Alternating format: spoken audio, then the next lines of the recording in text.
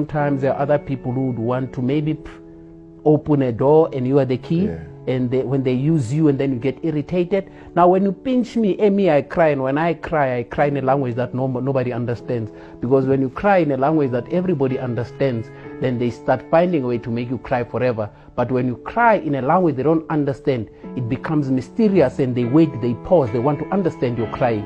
And by the time they understand you're crying, you are done crying. You wipe your ears, you sit back and relax, and when they ask, can you cry again? You say, I don't remember how I cried, because now I found peace in my crying, and I'm moving on. I'm happy now. I'm another human being. I'm ready to resume my precious life that God has given to me, not anybody else. Because the minute you say something, my philosophy is one. I use two brains. I use two brains. The thinking brain and the brain that's monitoring the thinking brain. Now, when I think, as I'm talking to you now, I'm saying this, but at the back of my utterances, there's another guy monitoring what I say, so that your thought processes must be clear, Steve. And after saying your thought processes must be clear, Steve, what then is the next line to guide the conversation, so that the substance? And whilst I'm thinking around what I'm saying, there has to be something that says to me, wait a minute, Steve, as you're saying this, are you not offending Robert? You are not offending Robert. But okay, Robert is excited, but what about the other person who's not a Robert? Very difficult to make utterances that are clear and not hurting anyone. There's no way. When you say something is blue, red might not be happy. Purple wouldn't be either. White would be frustrated. How dare you say blue and all the rest of the other colors are still comfortable and happy?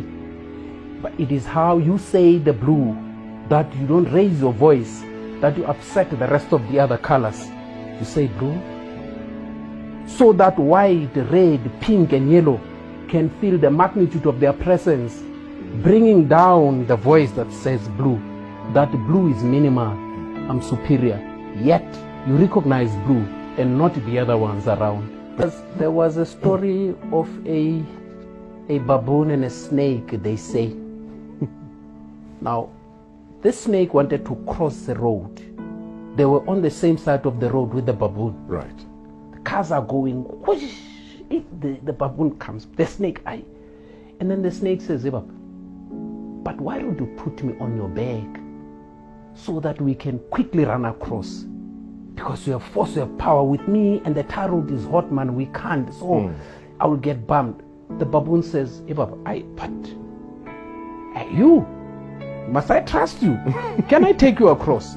The snake says, no, man, no, let's go, nothing wrong. Finally, to bring the story fast forward and all that, the baboon takes the snake and then they go across. What? They manage to cross the road. No accident, no nothing. As soon as they reach the other side, the snake does what snake does better. Bites the baboon. The baboon says, my man, how can you? We had an agreement just 2 seconds before we crossed the road that you wouldn't do this to me. You know what the snake said? Even though my intentions were right, but it is just in my nature to bite. There is no way you can be trampling in mud and then you leave everybody clean and yourself. Never. No. George Bernard Shaw once said that if you wrestle with a pig, you're making a big mistake. Because as you wrestle with the pig, you know what? The pig is having fun. The pig loves it. And when you think you're fighting the pig, no, you're getting dirty. That thing is enjoying the mud. So they say never ever wrestle with the pig. So that parable then came to me, and then I said, you know what, Robert, I'm going to respond to you in a manner that's going to leave everybody secured. Right. Like Jesus Christ in his times, each time he had to talk to people about whatever was happening, he would never be specific in his references. And the reason why he wouldn't be specific in his references, it was purely to protect and preserve and leave everyone with the dignity they so deserve.